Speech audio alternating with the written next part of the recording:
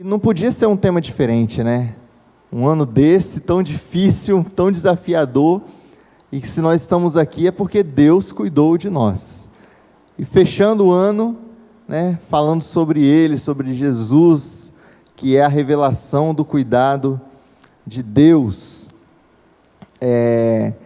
A gente, quando pensa assim, sobre a passagem, né, de Cristo, ou mesmo até quando no texto que o pastor Manu pregou na quinta-feira, né, a respeito do pecado, da queda do homem, na nossa mente limitada, temporal, presa ao Cronos, a gente pensa assim, né, Deus foi lá, criou a terra, criou o universo, e aí viu a Terra, olhou no meio de aqueles centenas e milhares e milhões de planetas e falou, vou colocar o meu povo aqui. Foi lá e colocou o homem, criou o homem do barro, aí criou, antes, né, já tinha criado os animais e tudo, e criou a mulher da costela do homem, e aí o homem caiu, pecou, né, e Deus tirou do jardim, e a gente vai pensando na questão da linearidade.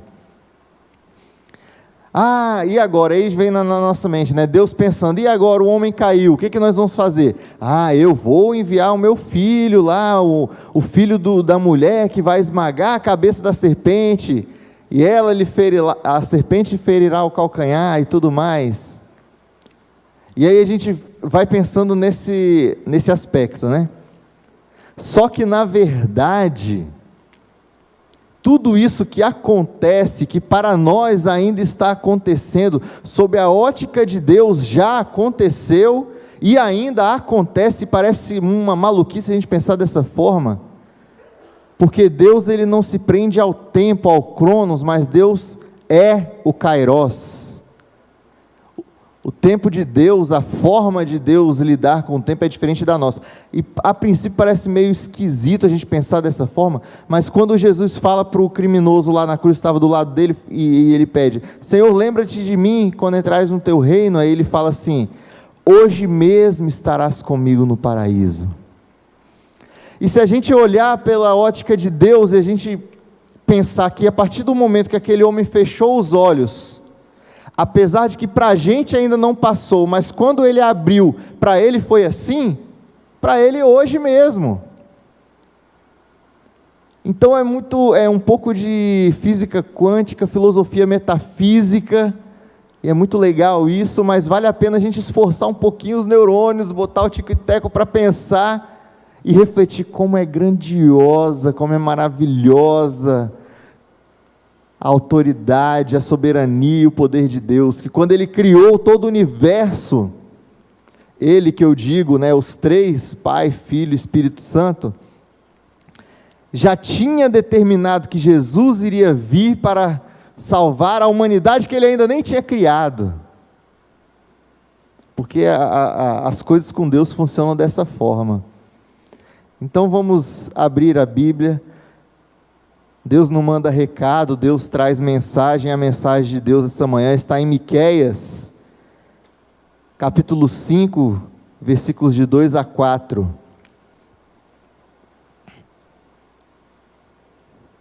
Outro dado curioso aí, né, que quando a gente vai falar sobre um tema, e aí a gente aprende isso lá nas primeiras aulas, que quando a gente vai estudar sobre um tema, a gente busca o tema, a passagem mais antiga, mais anterior, né, da Bíblia, e a passagem primeira da Bíblia sobre isso, é a que o pastor Manu pregou na quinta-feira, sobre a queda do homem, e depois vem o que? Os profetas, e a gente vai caminhando.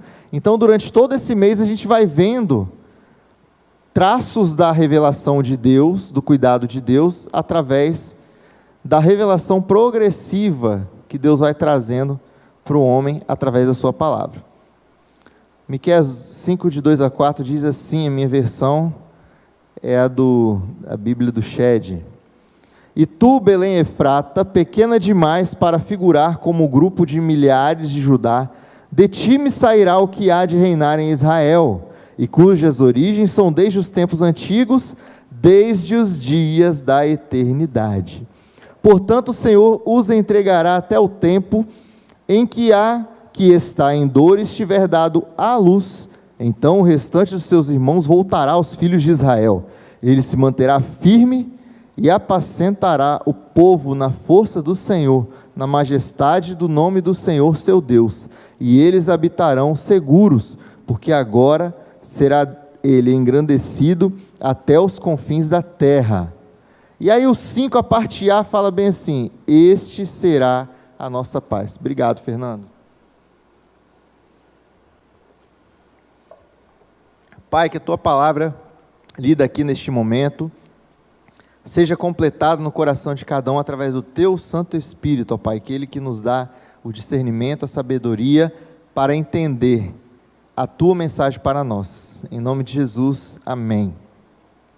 O profeta Miqueias, ele viveu e profetizou, né, mais ou menos 700 anos antes de Cristo.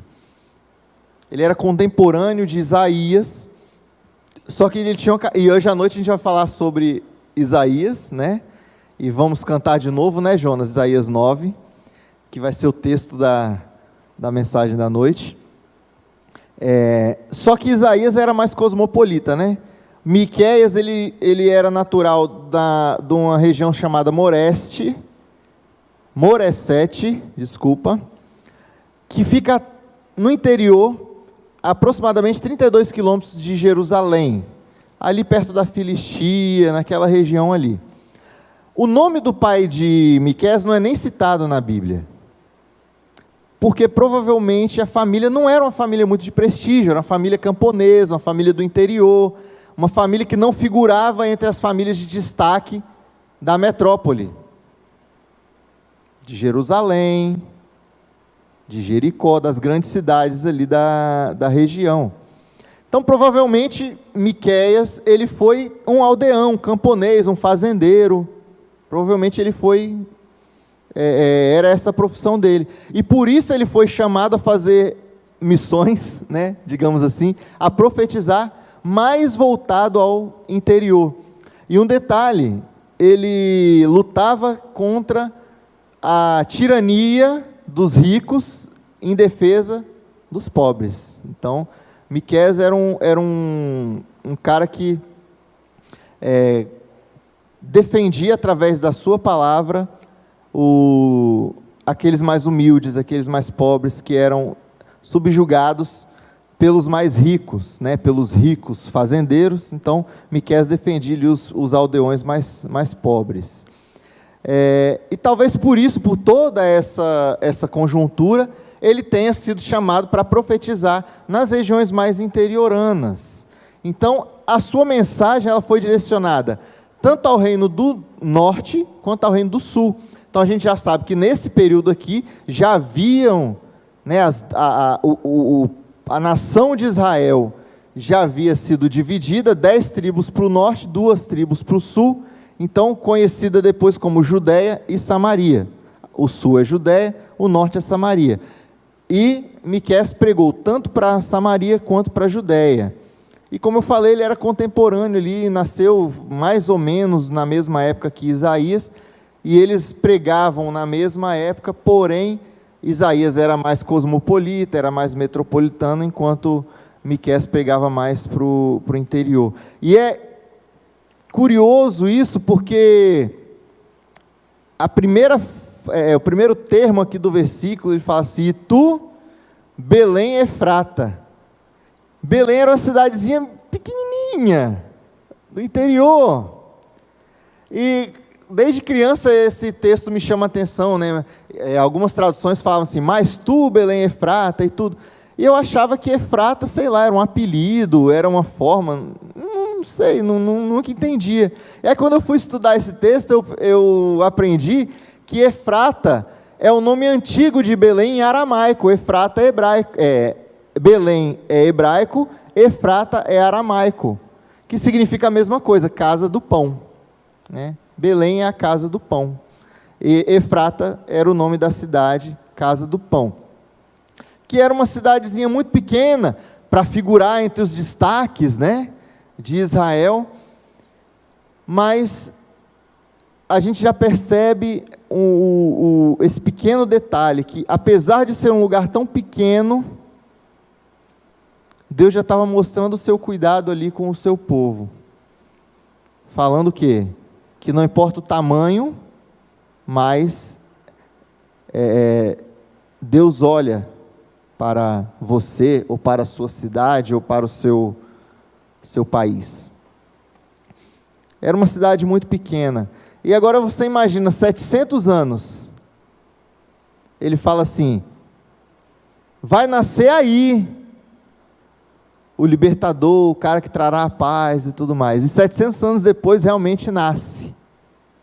Então Belém era também a cidade, a região ali onde o rei Davi, né, nasceu, na Judéia, né, Belém da Judéia. O versículo 2 ele continua, né, de ti, na parte B, né, de ti me sairá o que há de reinar em Israel. Agora você imagina, vamos colocar assim,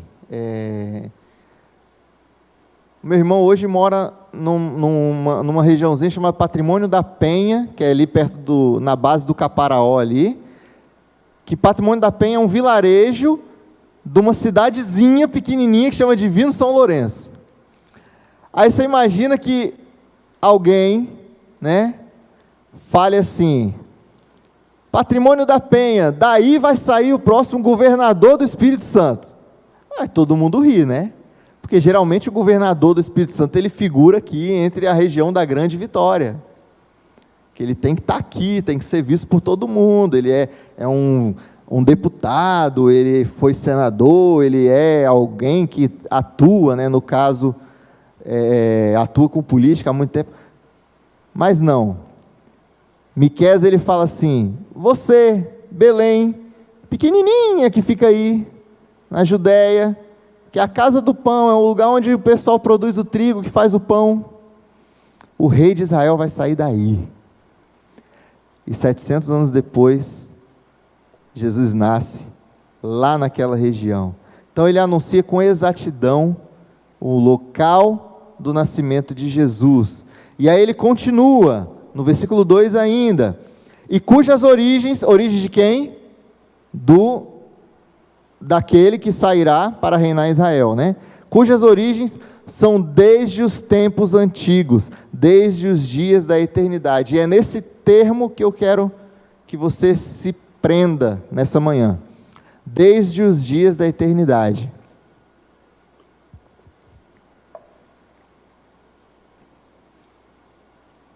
Na quinta-feira, como eu falei, o pastor Manu, ele falou sobre o proto-evangelho, né?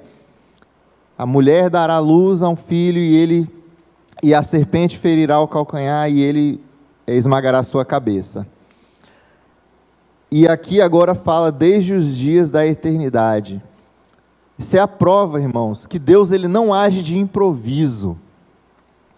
Os desígnios, as determinações de Deus, elas são estabelecidas quando tem que ser, para o propósito que deve ser, e diante da vontade dEle. Não é assim, eu tropecei aqui, e aí eu vou me levantar, eu, Abner, ser humano, vou respirar fundo e vou falar, agora eu preciso levantar e me apoiar aqui, ou então sentar, porque se eu ficar tonto eu vou cair de novo. Com Deus não funciona desse jeito. Com Deus não funciona igual a gente tem percebido aí, né?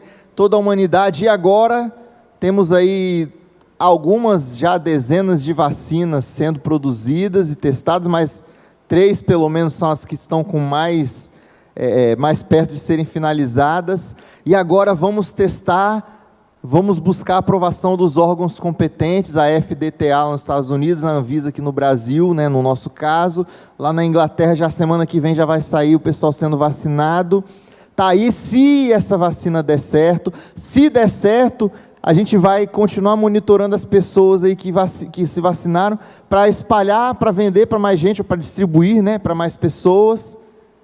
Se não der, a gente tem que voltar e começar de novo, ou corrigir os erros. Com Deus não funciona dessa forma, porque Deus, Ele é, e Ele vai e faz, e Deus não segue um planejamento, assim, e agora, e vamos colocar dentro do planejamento a gestão de crise, caso aconteça uma crise, porque Deus sabe de todas as crises que irão acontecer até o fim dos tempos, desde os dias da eternidade.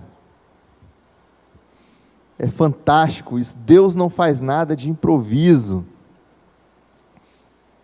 E aí ele continua na sua profecia, versículo 3, portanto, o Senhor os entregará até o tempo em que a que estiver em dores tiver dado à luz, então o restante dos seus irmãos voltará aos filhos de Israel.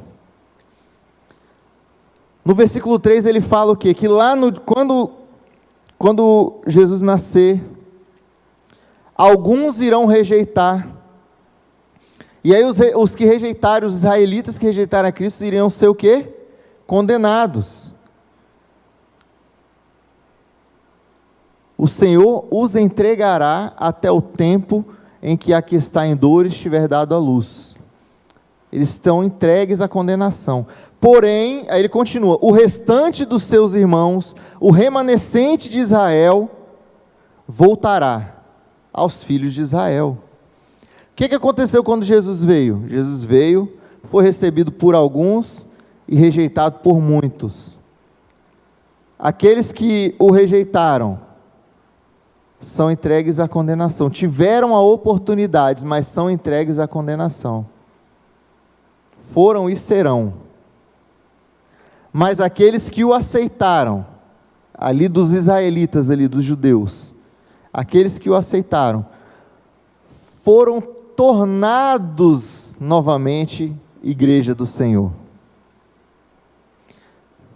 Que a gente sabe que a palavra igreja, eclésia, é um conceito neotestamentário. Então, a igreja veio a partir de Cristo. Porque antes havia a religião judaica, todo aquele processo de leis e de regras, e a pessoa já nascia e aprendia a ler, com tudo mais. Quando Cristo veio e estabeleceu a sua igreja, compreendendo todo aquele que nele crê, os israelitas, eles deixaram, entre muitas aspas, de ser o povo queridinho, aqueles escolhidos. Então, para que eles pertencessem à igreja, eles precisariam e precisam reconhecer a soberania de Cristo. E é isso que no versículo 3 fala. E em Romanos 11, 26 fala assim também, e assim todo Israel será salvo. É a oportunidade, Paulo aqui está falando, que o povo de Israel tem de ser salvo, assim como eu e você. E é engraçado que Paulo também ele fala, mas qual é a vantagem? Ele levanta esses questionamentos. Qual a vantagem de ser judeu então, já que agora a gente tem que ser salvo em Cristo? A vantagem é que vocês receberam primeiro. Ele nasceu aí no meio de vocês. Vocês receberam as profecias. Vocês estão sendo cuidados desde o início dos tempos aqui, direcionados. E agora vocês têm a oportunidade de aceitar tudo isso que Deus ofereceu para vocês. Mas a gente sabe que, assim como no nosso contexto, muita gente não entende essa palavra, muita gente entende, mas não aceita, por conveniência, porque prefere não aceitar, porque prefere não seguir, pelo seu ego. Não vou me submeter a um Deus. Quem esse cara aí está tão longe, nem estou vendo. Vou me submeter a algo que eu não vejo? Nem existe. E acaba ficando de fora da nação escolhida, do povo adquirido. Continuando o versículo 4, ele fala assim, E ele se manterá firme e apacentará o povo na força do Senhor, na majestade do nome do Senhor seu Deus. E eles habitarão seguros, porque agora será ele engrandecido até os confins da terra. Ele se manterá firme, governará na força do Senhor. E aí, para aquele povo que estava ouvindo ali naquela época, um povo fragmentado, fragilizado, em guerra com os assírios, povo que já tinha sido escravizado algumas vezes, sofrido, aí pensa assim, não, vai vir um rei, e ele vai unir o seu povo, e vai governar com mão de ferro, na força do Senhor, na majestade no nome do Senhor. Só que muitas vezes eles não percebiam que Miqueias estava usando aqui termos espirituais. A força do Senhor, irmão, está com você para não deixar você cair em pecado. A majestade do nome do Senhor está com você, te acompanhando, para que você possa glorificar a Deus, porque herdou a salvação. Deus teve misericórdia de mim e de você. Glória seja dada a Ele, e o nome do Senhor seja glorificado, porque Ele nos tirou do lamaçal do pecado.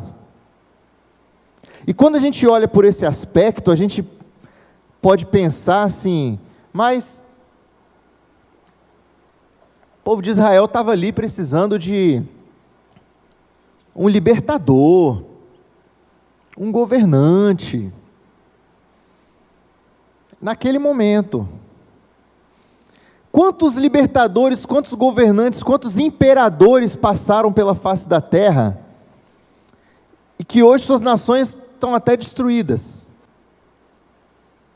Gengis Khan, o mongol, foi um grande imperador, onde pisava o cavalo dele, ele dominava. Napoleão dominou quase toda a Europa. Alexandre o Grande, depois que ele morreu, a Grécia foi dividida. Ele unificou a Grécia, ele dominou, ele foi até a Ásia, foi até a Índia. O que é a Grécia hoje? É um país pequeno, um dos mais humildes da União Europeia, passa dificuldade financeira. O grande problema, irmãos, é porque a gente olha para a nossa necessidade momentânea, a gente olha com os nossos olhos carnais, e se contenta com as migalhas. Nós estamos com uma grande dificuldade, uma grande pandemia, precisamos de uma vacina, precisamos de um grande laboratório que produza, esse laboratório vai ser o libertador do mundo. Amém, que venha. Só que amanhã, ou daqui a 200 anos, infelizmente, vai ter outro vírus, e a gente está dando muita sorte que esse nosso vai durar, essa pandemia, 2 anos, 3 no máximo. Mas no século 17 teve a peste negra, que durou quase 100 anos, irmãos, dizimou mais da metade da população europeia, e passa, e é uma montanha russa, a gente tem altos e baixos, é normal. Só que o que Deus ofereceu para o seu povo, não foi uma libertação momentânea, não foi um redentor local, apenas ali para aquele momento. Deus ofereceu para o seu povo um redentor de vida eterna, que reina em majestade, reinará eternamente sobre todo aquele que nele crê, e irá governar eternamente. Muitas vezes falta a gente olhar para as coisas e os acontecimentos com uma visão mais espiritual, e enxergar que às vezes Deus vai dar soluções materiais para nós, sim, mas na maioria das vezes Ele vai nos dar uma solução espiritual, que na verdade é a maior solução de todas, a maior vacina de todas, morreu por nós, é a revelação do cuidado de Deus, É Jesus, irmãos. Porque não importa se eu viver aqui 30, 40, 90, 100 anos. Quem é a pessoa mais velha do mundo hoje que está com 120 no máximo? O que são 120 anos perto de uma eternidade com Jesus? Ele se manterá firme e vai reinar com a força do Senhor na majestade do nome do Senhor.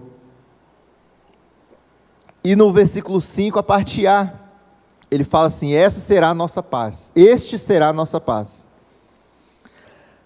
Paz era o que o povo mais almejava naquela época, porque imagina uma nação já fragmentada, sofrida e em constante ameaça de guerra. E outras nações fortes virem e destruírem, e levarem cativo, levarem escravo. Então, a pessoa não vive em paz. Um povo em constante guerra não vive em paz. Paz é o que nós mais queremos nos dias de hoje, talvez mais até do que dinheiro.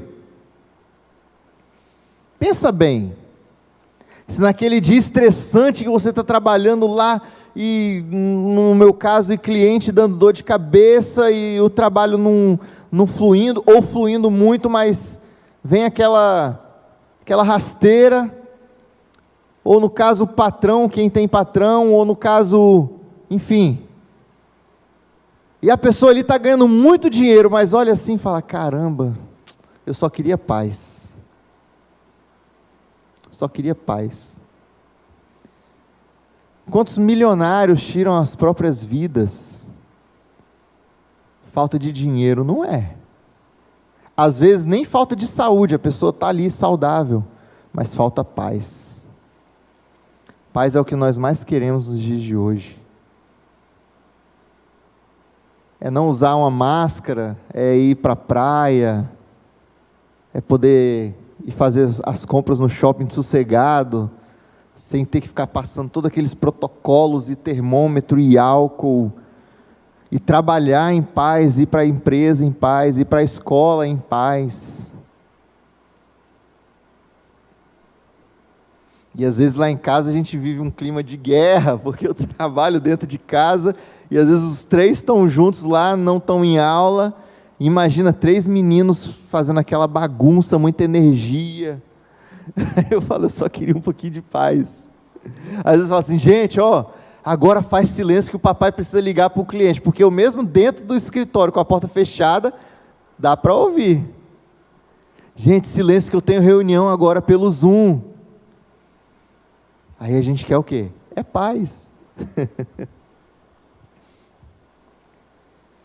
Este será a nossa paz. A paz momentânea? É bom paz momentânea, mas este será a nossa paz eterna, para uma vida sem preocupações, uma paz que foi o quê?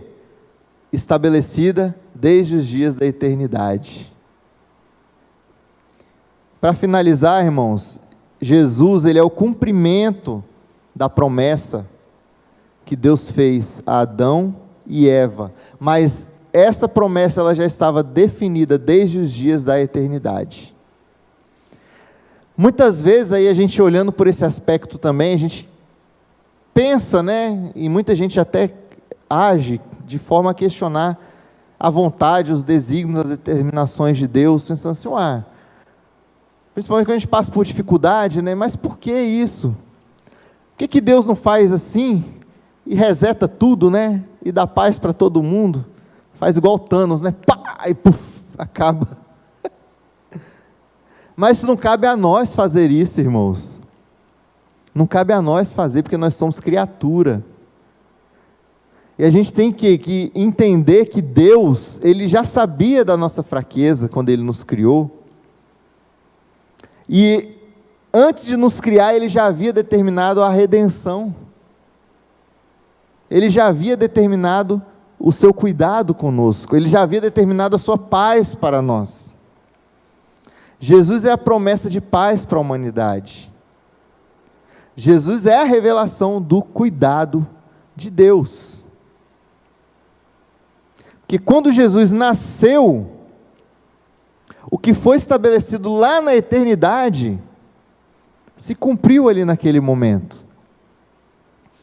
E a gente fala Jesus nasceu, né? Mas no caso, Jesus sendo Deus, ele encarnou.